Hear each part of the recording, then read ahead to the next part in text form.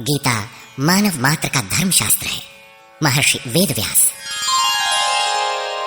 श्री कृष्णकालीन महर्षि वेदव्यास से पूर्व कोई भी शास्त्र पुस्तक के रूप में उपलब्ध नहीं था।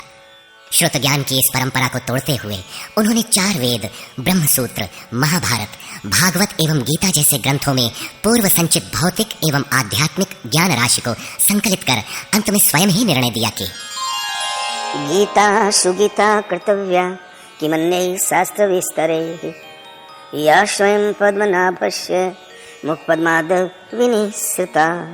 भीष्म पर्व। गीता भली प्रकार मनन करके हृदय में धारण करने योग्य है, जो पद्मनाभ भगवान के श्रीमुख से निःसृत वाणी है। फिर अन्य शास्त्रों के संग्रह की क्या आवश्यकता?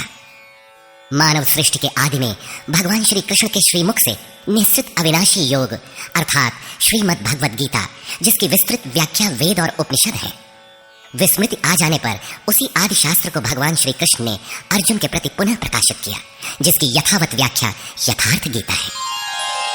एकम शास्त्रम देवकी पुत्र गीतम एको देवो देवकी पुत्र एव एको मंत्र तस्य नामानि यानि कर्माप्येकम तस्य देवस्य सेवा। गीता महात्म्य। अर्थात एक ही शास्त्र है जो देवकी पुत्र भगवान ने श्रीमुख से गायन किया। गीता एक ही प्राप्त करने योग्य देव है। उस गायन ने जो सत्य बताया, आत्मा सिवाय आत्मा के कुछ भी शाश्वत नहीं है। उस गायन में उन महायोगेश्वर ने क्या जपने के लिए कहा? ओम। अर्जुन, ओम अक्षय परमात्मा का नाम है, उसका जप कर और ध्यान मेरा धर्म। एक ही कर्म है। गीता में वर्णित परम देव एक परमात्मा की सेवा। उन्हें श्रद्धा से अपने हृदय में धारण करें। अस्तु, आरंभ से ही गीता आपका शास्त्र रहा है। भगवान श्री कृष्ण के हजारों वर्ष पश्चात परवर्ती जिन महापुरुषों ने एक ईश्वर को सत्य बताया, गीता के ही पथ पर चलने वाले पथिक हैं, गीता के ही संदेशवाहक हैं। ईश्वर से ही लौकिक एवं पारलौकिक सुखों की कामना, ईश्वर से डरना, अन्य किसी को ईश्वर न मानना, यहां तक तो सभी महापुरुषों ने बताया। किंतु ईश्वरीय साधना, ईश्वर तक की दूरी तय करना, ये केवल गीता में ही सांगोपांग क्रमबद्ध सुरक्षित है। गीता से सुख शांति तो मिलती ही है, ये अक्षय अनामय पद भी देती है। देखिए श्रीमद् भगवद गीता की टीका, यथार्थ गीता।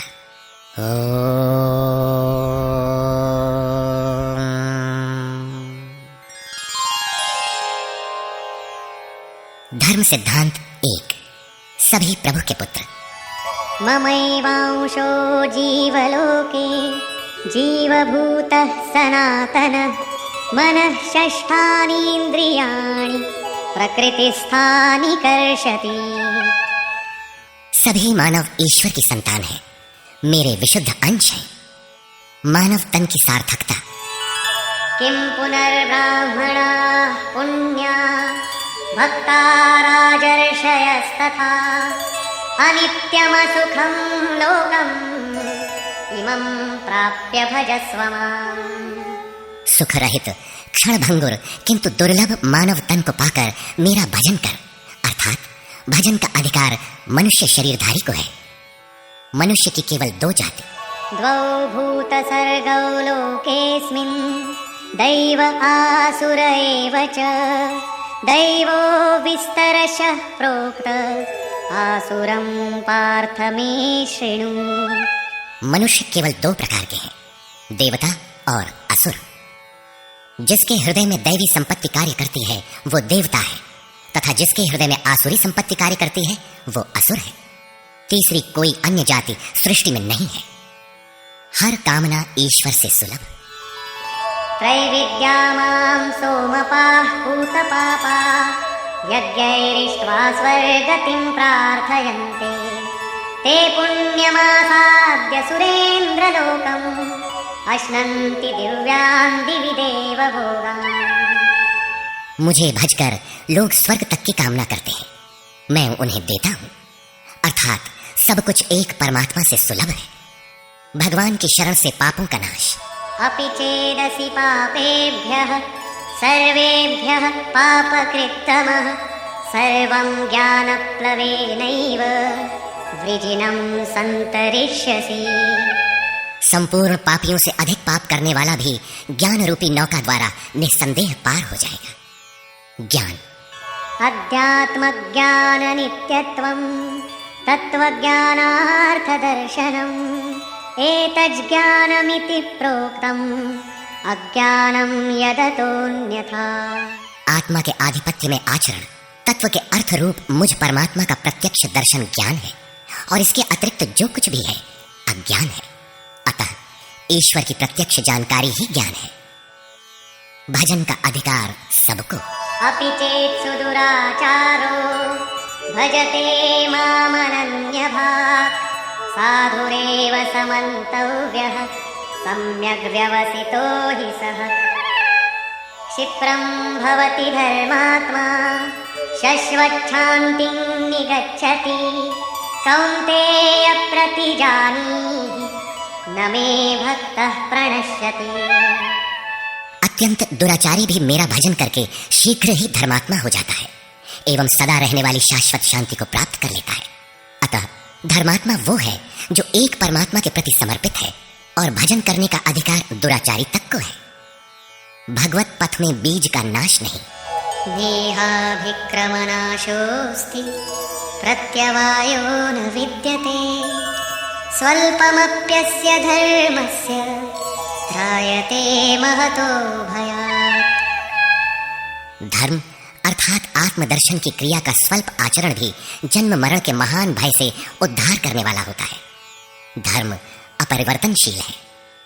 ईश्वर का निवास। ईश्वरः सर्वभूतानां हृद्देशेऽर्जुन तिष्ठति भ्रामयन् सर्वभूतानि यन्त्रारूढानि मायया। ईश्वर सभी भूत प्राणियों के हृदय में रहता है, तो शरण किसकी जाए? तमेव शरणं गच्छ सर्वभावेन भारत तत्प्रसादात् परां शान्तिं स्थानं प्राप्स्यसि शाश्वतम्। संपूर्ण भाव से उस हृदयस्थ एक परमात्मा की शरण में जाओ, जिसकी कृपा से तू परम शांति शाश्वत परम धाम को प्राप्त होगा। यज्ञ। सर्वाणि इन्द्रियकर्माणि प्राणकर्माणि चापरे आत्मसंयमयोगाग्नौ जुह्वति ज्ञानदीपिते। संपूर्ण इंद्रियों के व्यापार को, मन की चेष्टाओं को ज्ञान से प्रकाशित हुई आत्मा में संयम रूपी योगाग्नि में हवन करते हैं। अपाने जुह्वति प्राणं प्राणे पानं तथा परे प्राणापानगतिरुद्ध्वा प्राणायाम परायणाः। बहुत से योगी श्वास को प्रश्वास में हवन करते हैं और बहुत से प्रश्वास को श्वास में। इससे उन्नत अवस्था होने पर अन्य श्वास प्रश्वास की गति रोककर प्राणायाम परायण हो जाते हैं। इस प्रकार योग साधना की विधि विशेष का नाम यज्ञ है। उस यज्ञ को कार्य रूप देना कर्म है। कर्म। एवं बहुविधा यज्ञा वितता ब्रह्मणो मुखे कर्मजान् विद्धितान् सर्वान् एवं ज्ञात्वा विमोक्ष्यसे। इस प्रकार बहुत से यज्ञ, जैसे श्वास का प्रश्वास में हवन, प्रश्वास का श्वास में हवन, श्वास प्रश्वास का निरोध कर प्राणायाम के परायण होना इत्यादि यज्ञ जिस आचरण से पूर्ण होता है, उस आचरण का नाम कर्म है। कर्म माने आराधना, कर्म माने चिंतन। योग साधना पद्धति का नाम यज्ञ है। विकर्म। विकर्म का अर्थ विकल्प शून्य कर्म है। प्राप्ति के पश्चात महापुरुषों के कर्म विकल्प शून्य होते हैं। आत्मस्थित, आत्मतृप्त, आप्तकाम महापुरुषों को न तो कर्म करने से कोई लाभ है और न छोड़ने से कोई हानि ही है। फिर भी वे पीछे वालों के हित के लिए कर्म करते हैं। ऐसा कर्म विकल्प शून्य है, विशुद्ध है, और यही कर्म विकर्म कहलाता है। यज्ञ करने का अधिकार। यज्ञशिष्टामृतभुजो यान्ति ब्रह्म सनातनम् नायं लोकोऽस्त्य यज्ञस्य कुतोऽन्यः कुरु सत्तम। यज्ञ न करने वालों को दोबारा मनुष्य शरीर भी नहीं मिलता। अर्थात यज्ञ करने का अधिकार उन सब को है जिन्हें मनुष्य शरीर मिला है। ईश्वर देखा जा सकता है। भक्त्या त्वनन्यया शक्य अहमेवं विधोऽर्जुन ज्ञातुं द्रष्टुं च तत्त्वेन प्रवेष्टुं च परन्तप। अनन्य भक्ति के द्वारा मैं प्रत्यक्ष देखने, जानने तथा प्रवेश करने के लिए भी सुलभ। आश्चर्यवत् पश्यति कश्चिदेनम् आश्चर्यवद् वदति तथैव चान्यः आश्चर्यवच्चैनमन्यः शृणोति श्रुत्वाप्येनं वेद न चैव कश्चित्। इस अविनाशी आत्मा को कोई विरला ही आश्चर्य की तरह देखता है, आश्चर्य की तरह उपदेश करता है, और कोई विरला ही इसे आश्चर्य की तरह सुनता है। अर्थात ये प्रत्यक्ष दर्शन है। आत्मा ही सत्य है, सनातन है। अच्छेद्योऽयमदाह्योऽयम् अक्लेद्यो शोष्य एव च नित्यः सर्वगतः स्थाणुः अचलोऽयं सनातनः। ये आत्मा सर्वव्यापक, अचल, स्थिर रहने वाला और सनातन है। आत्मा ही सत्य है। विधाता और उससे उत्पन्न सृष्टि नश्वर है। आब्रह्म भुवनाल्लोकाः पुनरावर्तिनोऽर्जुन मामुपेत्य तु कौन्तेय पुनर्जन्म न विद्यते। ब्रह्मा और उससे निर्मित सृष्टि, देवता और दानव दुखों की खानी, क्षणभंगुर और नश्वर है, किंतु मेरा भक्त कभी नष्ट नहीं होता। भजन एक परमात्मा का करना चाहिए। देव पूजा। कामैस्तैस्तैर्हितज्ञानाः प्रपद्यन्तेऽन्यदेवताः तन्तन्नियममास्थाय प्रकृत्या नियताः स्वया। कामनाओं से जिनकी बुद्धि आक्रांत है, ऐसे मूढ़ बुद्धि ही परमात्मा के अतिरिक्त अन्य देवताओं की पूजा करते हैं। येऽप्यन्यदेवता भक्ता यजन्ते श्रद्धयान्विताः तेऽपि मामेव कौन्तेय यजन्त्यविधिपूर्वकम्। देवताओं को पूजने वाला मेरी ही पूजा करता है, किंतु वह पूजन अविधि पूर्वक है, इसलिए नष्ट हो जाता है। यजन्ते सात्विका देवान् यक्षरक्षांसि राजसाः प्रेतान् भूतगणांश्चान्ये यजन्ते तामसा जनाः। अर्जुन, शास्त्र विधि को त्याग कर भजने वाले सात्विक श्रद्धा वाले देवताओं को, राजस पुरुष यक्ष राक्षसों को और तामस पुरुष भूत प्रेतों को पूजते हैं, किंतु कर्षयन्तः शरीरस्थं भूतग्राममचेतसः मां चैवान्तः शरीरस्थं तान् विद्यासुरनिश्चयान्। वे शरीर रूप से स्थित भूत समुदाय और अंतर्यामी रूप में स्थित मुझ परमात्मा को कृश करने वाले हैं, उनको तू असुर जान। अर्थात देवताओं को पूजने वाले भी आसुरी वृत्ति के अंतर्गत हैं। अधम। तानहं द्विषतः क्रूरान् संसारेषु नराधमान् क्षिपाम्यजस्रमशुभान् आसुरीष्वेव योनिषु। जो यज्ञ की नियत विधि छोड़ कल्पित विधियों से यजन करते हैं, वे ही क्रूर कर्मी, पापाचारी तथा मनुष्यों में अधम है, अन्य कोई अधम नहीं है। नियत विधि क्या है? ओमित्येकाक्षरं ब्रह्म व्याहरन् मामनुस्मरन् यः प्रयाति त्यजन् देहं स याति परमां गतिम्। ओम, जो अक्षय ब्रह्म का परिचायक है, उसका जप तथा मुझ एक परमात्मा का स्मरण, तत्वदर्शी महापुरुष के संरक्षण में ध्यान। शास्त्र। इति गुह्यतमं शास्त्रम् इदमुक्तं मया नघ एतद्बुद्ध्वा बुद्धिमान् स्यात् कृतकृत्यश्च भारत। इस प्रकार यह अति गोपनीय शास्त्र मेरे द्वारा कहा गया। इसे तत्व से जानकर मनुष्य पूर्ण ज्ञाता तथा कृतार्थ हो जाता है। अतः योगेश्वर श्री कृष्ण की यह वाणी स्वयं में पूर्ण शास्त्र है। तस्मात् शास्त्रं प्रमाणन्ते कार्याकार्यव्यवस्थितौ ज्ञात्वा शास्त्रविधानोक्तं कर्म कर्तुमिहार्हसि। कर्तव्य और अकर्तव्य के निर्धारण में शास्त्र ही प्रमाण है। अतः गीता में निर्धारित विधि से आचरण करें। धर्म। सर्वधर्मान् परित्यज्य मामेकं शरणं व्रज अहं त्वा सर्वपापेभ्यो मोक्षयिष्यामि मा शुचः। धार्मिक उथल पुथल को छोड़ एकमात्र मेरी शरण हो जा, अर्थात एक भगवान के प्रति पूर्ण समर्पण ही धर्म का मूल है। उस प्रभु को पाने की नियत विधि का आचरण ही धर्माचरण है, और जो उसे करता है वो अत्यंत पापी भी शीघ्र धर्मात्मा हो जाता है। धर्म प्राप्त कहां से करें? ब्रह्मणो हि प्रतिष्ठाहम् अमृतस्याव्ययस्य च शाश्वतस्य च धर्मस्य सुखस्य एकांतिकस्य च। उस अविनाशी ब्रह्म का, अमृत का, शाश्वत धर्म का और अखंड एक रस आनंद का मैं ही आश्रय हूं, अर्थात परमात्म स्थित सद्गुरु ही इन सब का आश्रय है। नोट: विश्व के सारे धर्मों की सत्यधारा एक ईश्वर गीता का ही प्रसारण है। ओम।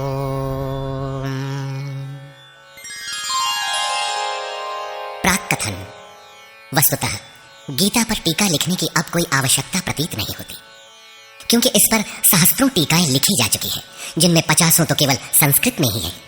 गीता को लेकर 50 मत हैं, जबकि सबकी आधारशिला एकमात्र गीता है। योगेश्वर श्री कृष्ण ने तो कोई एक बात कही होगी, फिर यह मतभेद क्यों? वस्तुतः वक्ता एक ही बात कहता है, किंतु श्रोता यदि 10 बैठे हों तो 10 प्रकार के आशय ग्रहण करते हैं। व्यक्ति की बुद्धि पर तामसी, राजसी अथवा सात्विक गुणों का जितना प्रभाव है, उसी स्तर से उस वार्ता को पकड़ पाता है, इससे आगे वो समझ नहीं पाता। अतः मतभेद स्वाभाविक है। विभिन्न मतवादों से और कभी कभी एक ही सिद्धांत को अलग अलग काल और भाषाओं में व्यक्त करने से साधारण मनुष्य संशय में पड़ जाता है। बहुत सी टीकाओं के बीच वह सत्य धारा भी प्रवाहित है, किंतु शुद्ध अर्थ वाली एक टीका हजारों टीकाओं के बीच रख दी जाए तो उनमें यह पहचानना कठिन हो जाता है कि यथार्थ कौन है। वर्तमान काल में गीता की बहुत सी टीकाएं हो गई हैं, सभी अपनी अपनी सत्यता का उद्घोष करती हैं, किंतु गीता के शुद्ध अर्थ से वे बहुत दूर हैं। निस्संदेह कुछ महापुरुषों ने सत्य का स्पर्श भी किया, किंतु कतिपय कारणों से वे उसे समाज के समक्ष प्रस्तुत न कर सके। श्री कृष्ण के आशय को हृदयंगम न कर पाने का मूल कारण है कि वे एक योगी थे। श्री कृष्ण जिस स्तर की बात करते हैं, क्रमशः चलकर उसी स्तर पर खड़ा होने वाला कोई महापुरुष ही अक्षरशः बता सकेगा कि श्री कृष्ण ने जिस समय गीता का उपदेश दिया था, उस समय उनके मनोगत भाव क्या थे।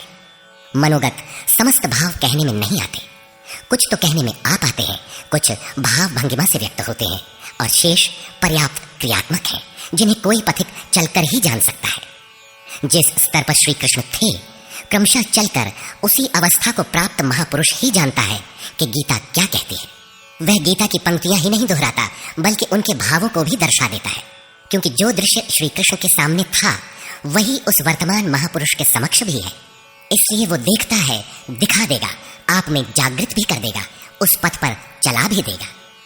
पूज्य श्री परमहंस जी महाराज भी उसी स्तर के महापुरुष थे। उनकी वाणी तथा अंतः प्रेरणा से मुझे गीता का जो अर्थ मिला, उसी का संकलन यथार्थ गीता है। इसमें मेरा अपना कुछ भी नहीं है, यह क्रियात्मक है। साधन अपनाने वाले प्रत्येक पुरुष को इसी परिधि से गुजरना होगा। जब तक वो इससे अलग है, तब तक स्पष्ट है कि वो साधन नहीं करता, किसी न किसी प्रकार की लकीर अवश्य पीटता है। अतः किसी महापुरुष की शरण ले। श्री कृष्ण ने किसी अन्य सत्य को नहीं बताया, बल्कि कहा, ऋषिभिर बहुधा गीतम। ऋषियों ने अनेकों बार जिसका गायन किया है वही कहने जा रहा हूं।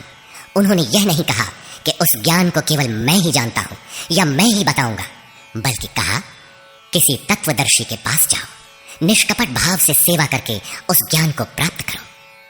श्री कृष्ण ने महापुरुषों द्वारा शोधित सत्य को ही उद्घाटित किया है। गीता सुबोध संस्कृत में है। यदि अन्वयार्थ ही लें तो गीता का अधिकांश आप स्वयं हृदयंगम कर सकेंगे, किंतु आप ज्यों का त्यों अर्थ नहीं लेते।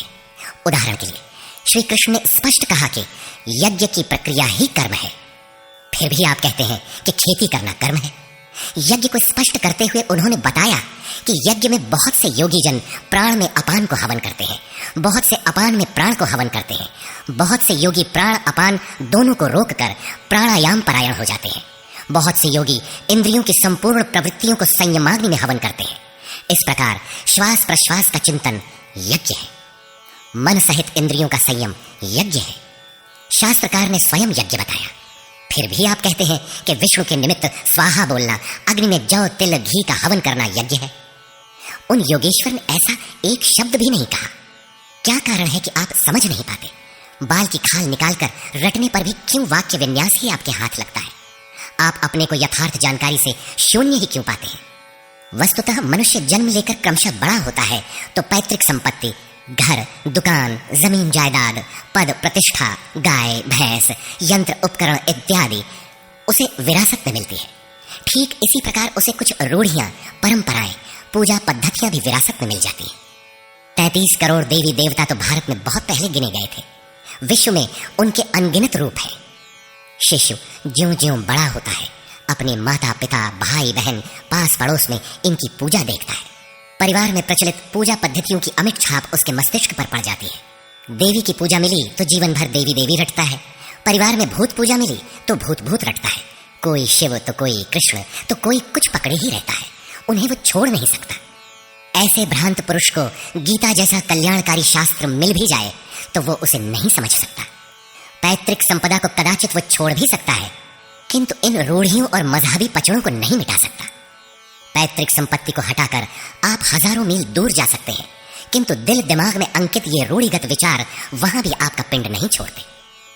आप सिर काट कर अलग तो नहीं रख सकते। अतः आप यथार्थ शास्त्र को भी उन्हीं रूढ़ियों, रीति रिवाजों, मान्यताओं और पूजा पद्धतियों के अनुरूप ढाल कर देखना चाहते हैं। यदि उनके अनुरूप बात ढलती है, वार्ता का क्रम बैठता है, तो आप उसे सही मानते हैं, और नहीं ढलती तो गलत मानते हैं। इसीलिए आप गीता का रहस्य नहीं देख पाते। गीता का रहस्य रहस्य ही बनकर रह जाता है। इसके वास्तविक पारखी संत अथवा सद्गुरु हैं। वही बता सकते हैं कि गीता क्या कहती है। सब नहीं जान सकते। सबके लिए सुलभ उपाय यही है कि इसे किसी महापुरुष के सानिध्य में समझें, जिसके लिए श्री कृष्ण ने बल दिया है। गीता किसी विशिष्ट व्यक्ति, जाति, वर्ग, पंथ, देश काल या किसी रूढ़िग्रस्त संप्रदाय का ग्रंथ नहीं है, बल्कि यह सार्वलौकिक, सार्वकालिक धर्म ग्रंथ है। यह प्रत्येक देश, प्रत्येक जाति तथा प्रत्येक स्तर के प्रत्येक स्त्री पुरुष के लिए, सबके लिए है। केवल दूसरों से सुनकर या किसी से प्रभावित होकर मनुष्य को ऐसा निर्णय नहीं लेना चाहिए जिसका प्रभाव सीधे उसके अपने अस्तित्व पर पड़ता हो। पूर्वाग्रह की भावना से मुक्त होकर सत्यान्वेषियों के लिए यह आर्ष ग्रंथ आलोक स्तंभ है। हिंदुओं का आग्रह है कि वेद ही प्रमाण है। वेद का अर्थ है ज्ञान, परमात्मा की जानकारी। परमात्मा न संस्कृत में है न संहिताओं में। पुस्तक तो उसका संकेत मात्र है। वह वस्तुतः हृदय में जागृत होता है। विश्वामित्र चिंतन कर रहे थे। उनकी भक्ति देखकर ब्रह्मा आए, बोले, आज से तुम ऋषि हो। विश्वामित्र को संतोष नहीं हुआ, चिंतन में लगे रहे। कुछ काल पश्चात देवताओं सहित ब्रह्मा पुनः आए और बोले, आज से तुम राजर्षि हो। किंतु विश्वामित्र का समाधान न हुआ। वे अनवरत चिंतन में लगे रहे। ब्रह्मा दैवी संपदाओं के साथ पुनः आए और बताया कि आज से तुम महर्षि हुए। विश्वामित्र ने कहा, नहीं, मुझे जितेंद्रिय ब्रह्मर्षि कहें। ब्रह्मा ने कहा, अभी तुम जितेंद्रिय नहीं हो। विश्वामित्र पुनः तपस्या में लग गए। उनके मस्तिष्क से तपस्या की आभा निकलने लगी। तब देवताओं ने ब्रह्मा से निवेदन किया। ब्रह्मा उसी प्रकार विश्वामित्र से बोले, अब तुम ब्रह्मर्षि हो। विश्वामित्र ने कहा, यदि मैं ब्रह्मर्षि हूं तो वेद हमारा वरण करे। वेद विश्वामित्र के हृदय में उतर आया। जो तत्व विदित नहीं था विदित हो गया। यही वेद है, न कि पोथी। जहां विश्वामित्र रहते थे वहां वेद रहता था। यही श्री कृष्ण भी कहते हैं कि संसार अविनाशी पीपल का वृक्ष है। ऊपर परमात्मा जिसका मूल और नीचे प्रकृति पर्यंत शाखाएं हैं। जो इस प्रकृति का अंत करके परमात्मा को विदित कर लेता है वह वेदवित है। अर्जुन, मैं भी वेदवित हूं। अतः प्रकृति के प्रसार और अंत के साथ परमात्मा की अनुभूति का नाम वेद है। यह अनुभूति ईश्वर प्रदत्त है, इसलिए वेद को अपौरुषेय कहा जाता है। महापुरुष अपौरुषेय होते हैं। उनके माध्यम से परमात्मा ही बोलता है। वे परमात्मा के संदेश प्रसारक अर्थात ट्रांसमीटर हो जाते हैं। केवल शब्द ज्ञान के आधार पर उनकी वाणी में निहित यथार्थ को परखा नहीं जा सकता। उन्हें वही जान पाता है जिसने क्रियात्मक पथ से चलकर इस अपौरुषेय स्थिति को पाया हो, जिसका पुरुष अर्थात अहं परमात्मा में विलीन हो चुका हो। वस्तुतः वेद अपौरुषेय है, किंतु बोलने वाले 100-150 महापुरुष ही थे। उन्हीं की वाणी का संकलन वेद कहलाता है। किंतु जब शास्त्र लिखने में आ जाता है तो सामाजिक व्यवस्था के नियम भी उसके साथ लिख दिए जाते हैं। महापुरुष के नाम पर जनता उनका भी पालन करने लगती है, यद्यपि धर्म से उनका दूर का भी संबंध नहीं रहता। आधुनिक युग में मंत्रियों के आगे पीछे घूमकर साधारण नेता भी अधिकारियों से अपना काम करा लेते हैं, जबकि मंत्री ऐसे नेताओं को जानते भी नहीं। इसी प्रकार सामाजिक व्यवस्थाकार महापुरुष की ओट में जीने खाने की व्यवस्था भी ग्रंथों में लिपिबद्ध कर देते हैं। उनका सामाजिक उपयोग तत्सामयिक ही होता है। वेदों के संबंध में भी यही है। वेद के 2 भाग हैं, कर्मकांड और ज्ञानकांड। कर्मकांड समाज शास्त्र है, जैसे वास्तुशास्त्र, आयुर्वेद, धनुर्वेद, गंधर्व वेद इत्यादि। ज्ञानकांड उपनिषद है। उनका भी मूल योगेश्वर श्री कृष्ण की प्रथम वाणी गीता है। सारांशत गीता अपौरुषेय परमात्मा से समुद्भूत उपनिषद सुधा का सार सर्वस्व है। इसी प्रकार प्रत्येक महापुरुष जो परम तत्व को प्राप्त कर लेता है स्वयं में धर्म ग्रंथ है। उसकी वाणी का संकलन विश्व में कहीं भी हो शास्त्र कहलाता है।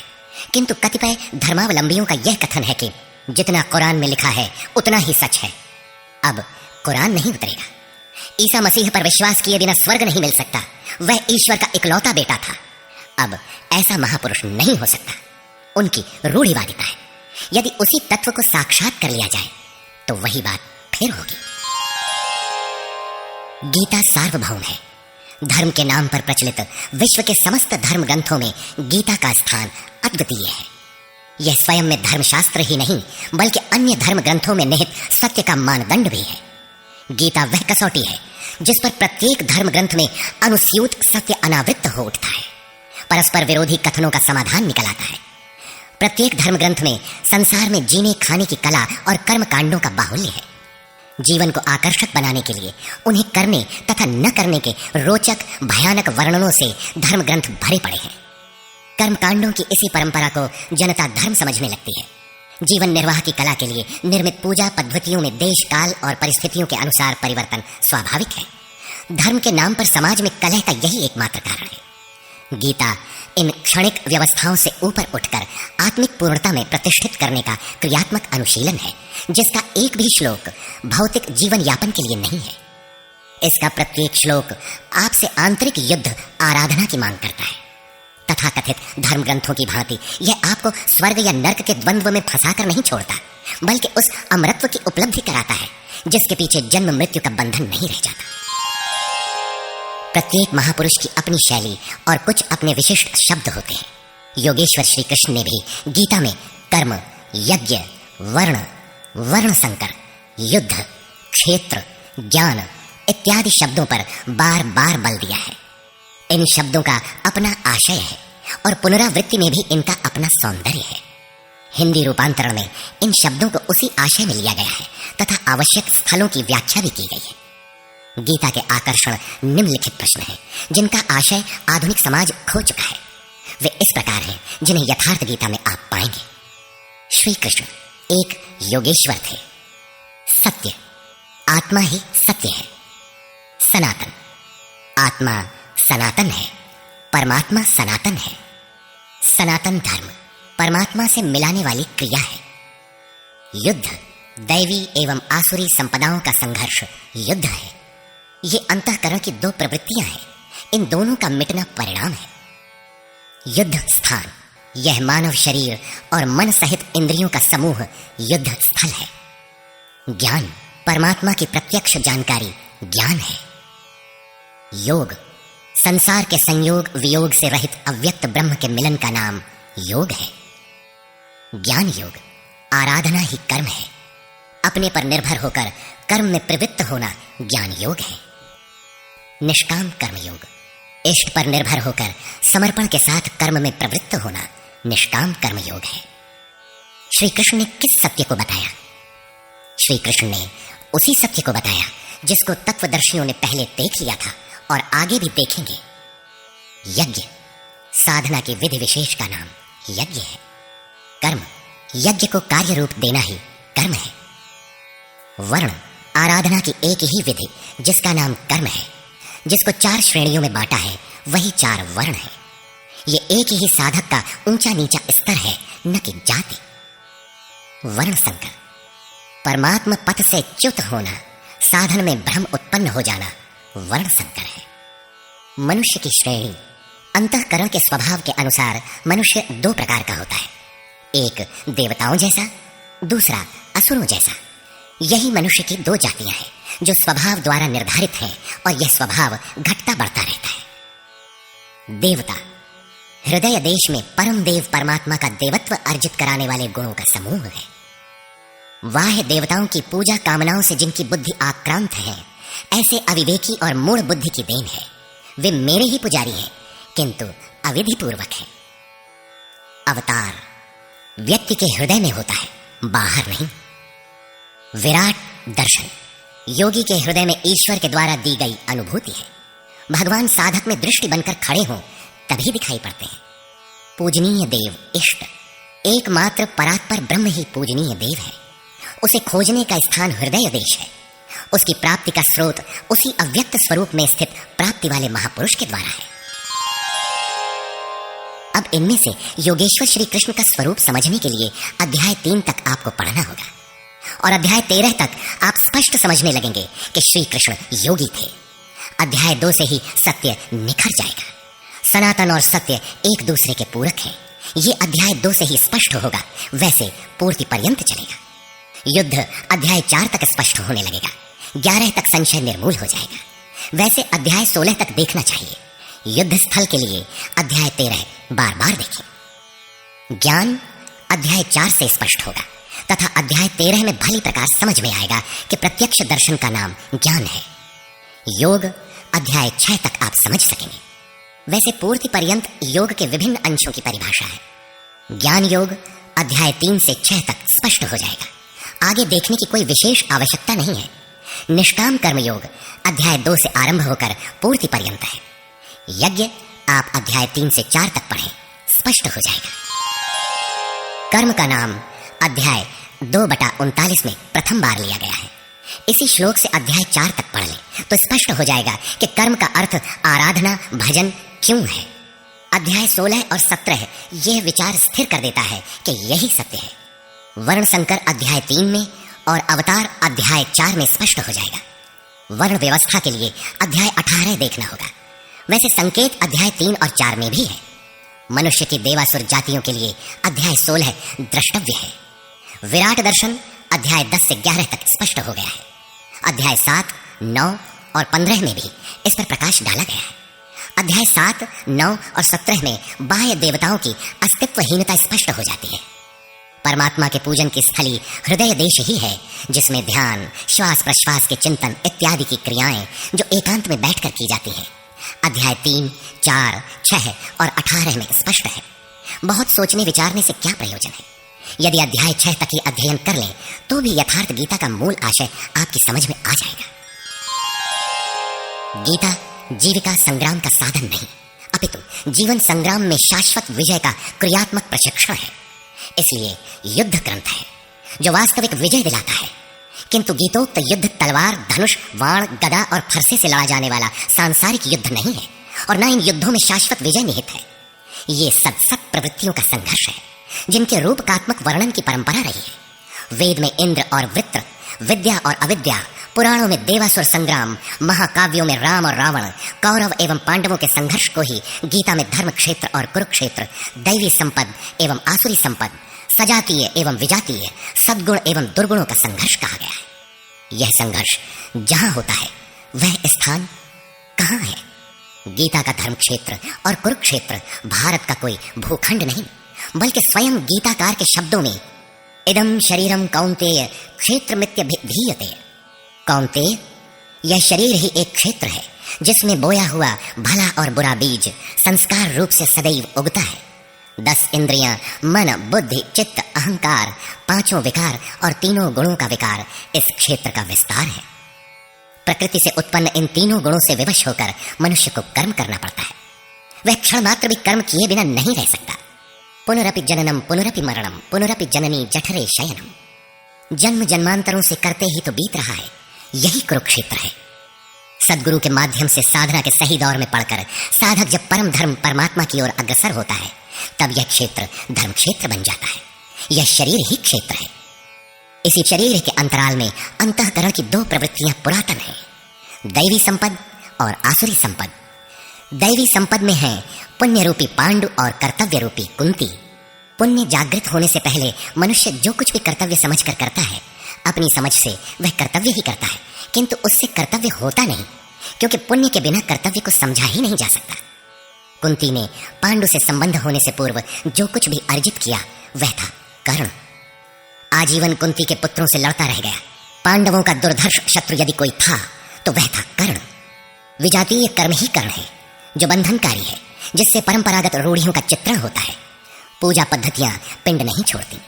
पुण्य जागृत होने पर धर्म रूपी युधिष्ठिर, अनुराग रूपी अर्जुन, भाव रूपी भीम, नियम रूपी नकुल, सत्संग रूपी सहदेव, सात्विकता रूपी सात्यकी, काया में सामर्थ्य रूपी काशीराज, कर्तव्य के द्वारा भाव पर विजय कुंती भोज इत्यादि इष्टोन्मुखी मानसिक प्रवृत्तियों का उत्कर्ष होता है, जिनकी गणना 7 अक्षौहिणी है।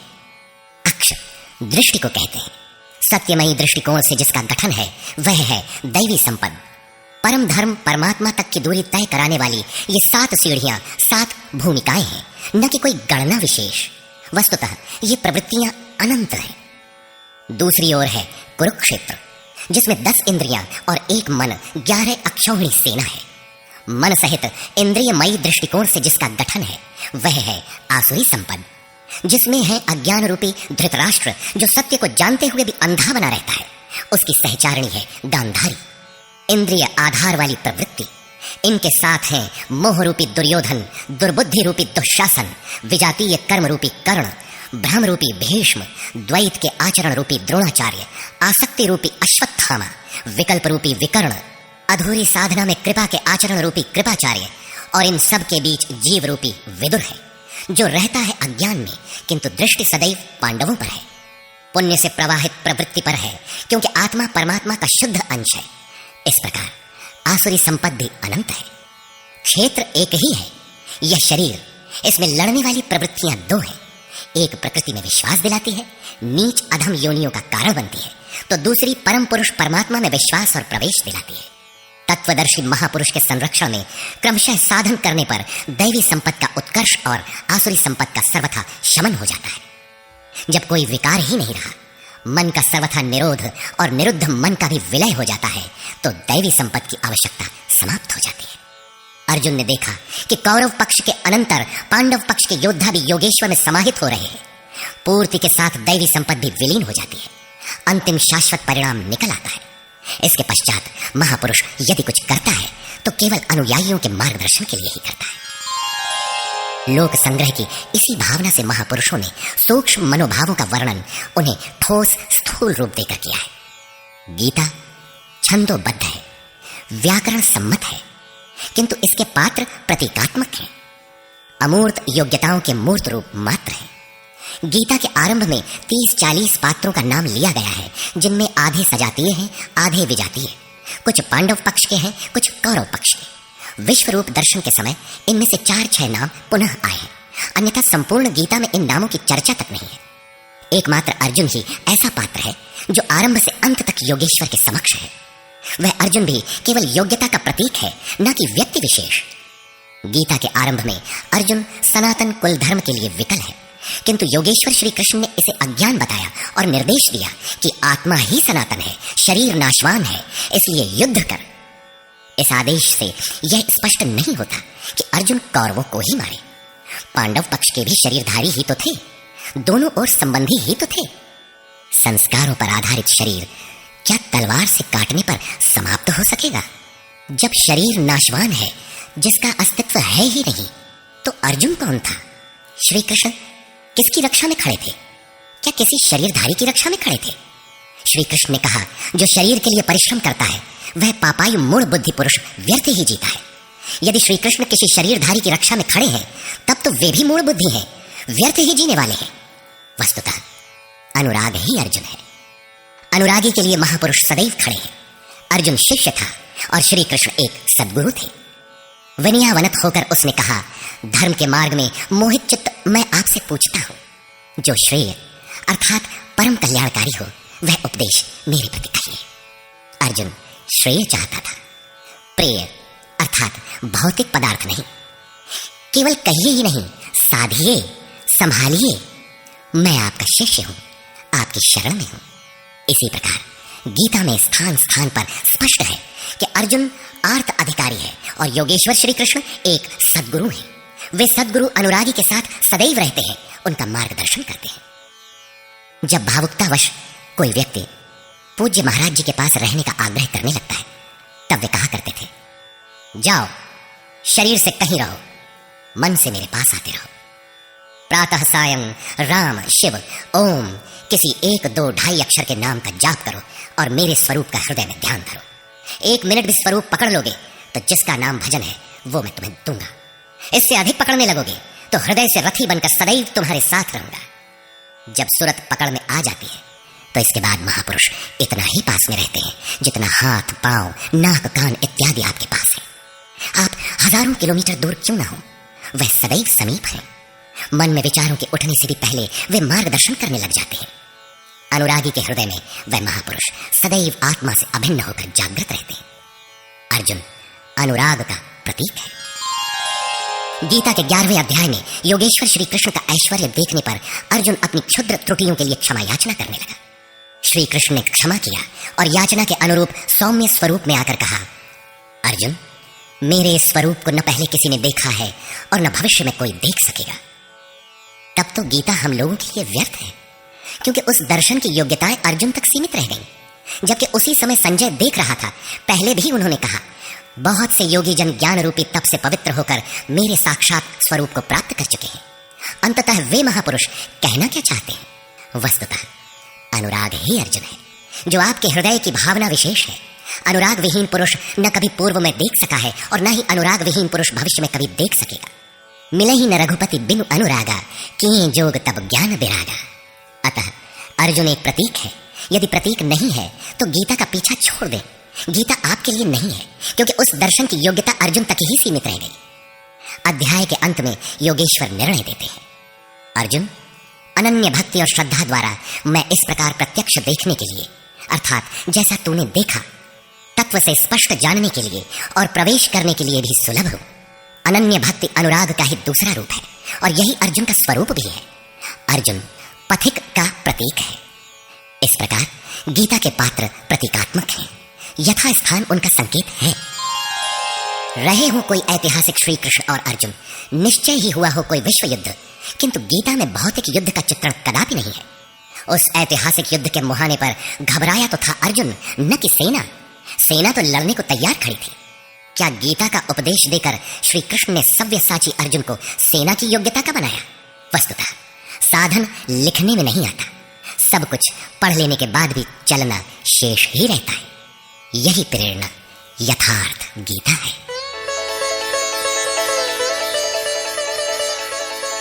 सद्गुरु कृपाश्रयी जगत बंधु स्वामी अड़गड़ानंद जी। श्री गुरु पूर्णिमा 24 जुलाई 1983 ईस्वी।